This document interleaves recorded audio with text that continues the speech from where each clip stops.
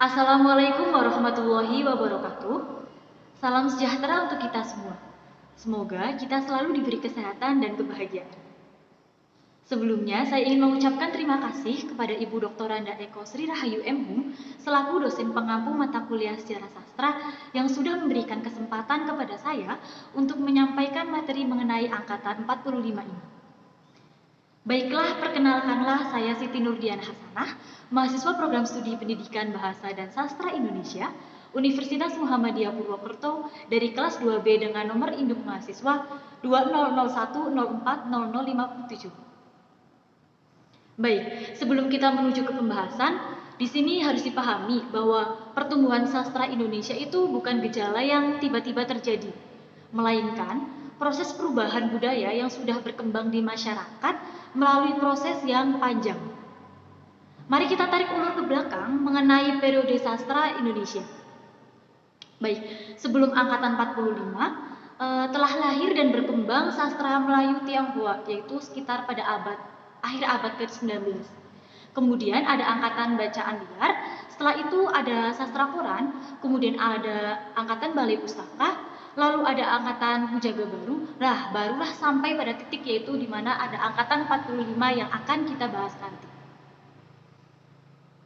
Baik, pada angkatan 45 ini sebenarnya apa saja sih karakteristiknya? Lalu siapa sih pengarang atau sastrawan pada angkatan ini? Dan karya-karya apa saja yang telah terbit pada angkatan ini? Baik, kita langsung saja mulai kepada pembahasan. Ya, angkatan 45 merupakan angkatan yang lahir pada sebelum dan awal kemerdekaan Indonesia. Baik, angkatan 45 ini dimulai dari masa kependudukan Jepang. Jadi Jepang itu mendarat di Pulau Jawa pada awal bulan Maret 1942. Jepang datang ke Indonesia ini dengan cara yang simpatik, yaitu seolah-olah akan membebaskan Indonesia dari penjajahan Belanda. Kedatangan bala tentara Jepang ini menimbulkan perubahan yang drastis dalam tempo yang bisa dibilang itu singkat, berupa perombakan atau penghapusan segala aspek kehidupan yang berbau dengan Belanda. Yang jelas, sejarah sastra telah mencatat bahwa masa yang pendek ini itu ternyata merupakan masa penderitaan yang hebat bagi bangsa Indonesia itu sendiri. Ada kerja paksa atau romusa, ketidakadilan para pemimpin, dan lain sebagainya. Nah, tentu saja keadaan itu tuh berpengaruh besar terhadap kehidupan kesenian, yang termasuk di sini di dalamnya ada kesusastraan.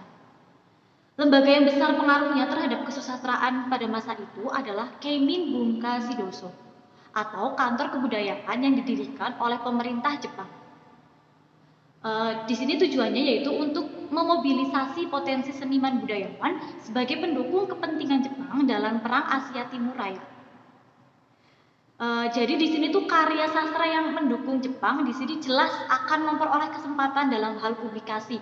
Sebaliknya, yang nadanya menolak pasti akan disingkirkan. Jadi di antara mereka itu tampillah seperti Armin Pane, Nur Sultan Iskandar, Karim Halim, Usmar Ismail, dan lain-lain.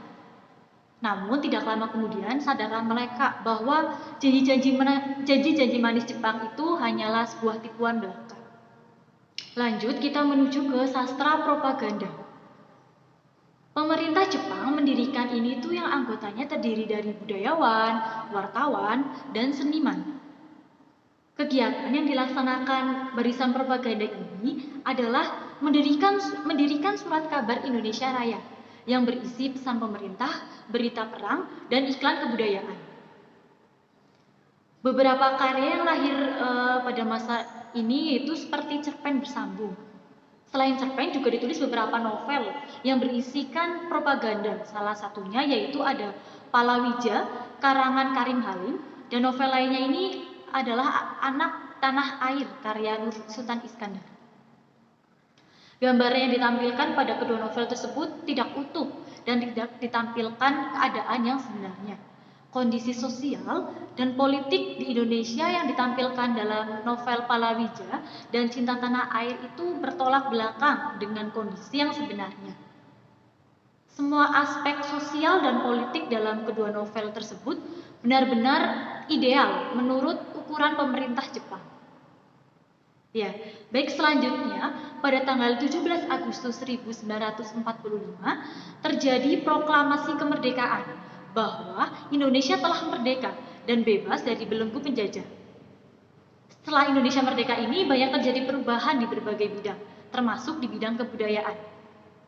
Proklamasi kemerdekaan menciptakan suasana jiwa dan penciptaan yang bebas dan merdeka yang sebelumnya ini terkesan terkekang. Berkat kebebasan tersebut, berbagai pemikiran dan penciptaan karya sastra kembali marak. Hal ini ditandai dengan muncul berbagai penerbitan majalah-majalah seperti Pancaraya, Panji Masyarakat, Genta, Basis, Pembangunan, Siasat dengan Lampiran Kebudayaan Gelanggang, Nusantara, Kemas Suasana, Mimbar, Pujangga Baru, dan Seniman. Di antara penerbitan tersebut yang paling menonjol itu adalah Siasat dengan Lampiran Kebudayaan Gelanggang. Siasat tersebut adalah mingguan yang diterbitkan oleh Sujatmoko dan Rosihan Anwar. Lewat Gelanggang itu para seniman yang dimotori oleh Chairil Anwar, Asrul Sani dan Idrus berkumpul dan merealisasikan kemerdekaan dan mengisinya dengan menciptakan karya-karya penting sehingga melahirkan sebuah generasi baru yang berbeda dengan Pujangga Baru maupun dengan generasi yang sebelumnya. Sebelum kita lanjut ke materi, sebenarnya siapa sih pengarang atau sastrawan yang paling terkenal pada masa ini? Ya, tidak lain dan tidak bukan adalah Chairil Anwar.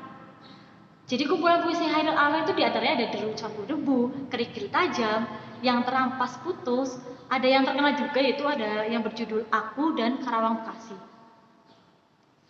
Baik, kita lanjut kembali mengenai siasat lampiran kebudayaan gelanggang. Para seniman dan budayawan pada masa awal revolusi itu sempat memikirkan konsep kebudayaan Indonesia, itu seperti apa dan bagaimana. Akhirnya mereka itu merumuskan suatu konsep yang kemudian terkenal dengan sebutan Surat Kepercayaan Gelanggang. Disebut demikian itu karena konsep atau rumusan itu diumumkan dalam ruang kebudayaan Gelanggang dalam majalah Siasat yaitu pada tanggal 23 Oktober 1950. Ya, ini ada isi teks dari Surat Kepercayaan Gelanggang. Baik, Chairil Anwar, Asrul Sani, dan Idrus ini membentuk perkumpulan kebudayaan yang bernama Gelanggang Seniman Merdeka dan mengklaim bahwa sebagai generasi gelanggang. Namun di sini ternyata dalam mengisi kemerdekaan itu tidak semudah yang diangankan. Berbagai penyelewengan menyebabkan timbulnya beberapa krisis dari mulai krisis akhlak, krisis ekonomi, dan berbagai krisis yang lainnya. Hal tersebut diperparah dengan pertikaian-pertikaian antar golongan yang juga melibatkan sastrawan yang berbeda aliran dan berbeda pandangan. Berbagai pertikaian itulah yang akhirnya membuat para sastrawan tidak lagi menulis karya-karya penting yang diterbitkan, sehingga beberapa pemerhati sastra itu menganggap bahwa kondisi waktu itu dijadikan sebagai krisis sastra. Ya. Oke, jadi begitulah angkatan 45 yang sudah saya paparkan tersebut. Semoga selalu ada hal-hal yang baik dan bermanfaat yang datang untuk kita semua. Kiranya cukup sekian dari saya. Banyak kurang dan lebihnya, saya mohon maaf yang sebesar-besarnya. Terima kasih. Wassalamualaikum warahmatullahi wabarakatuh.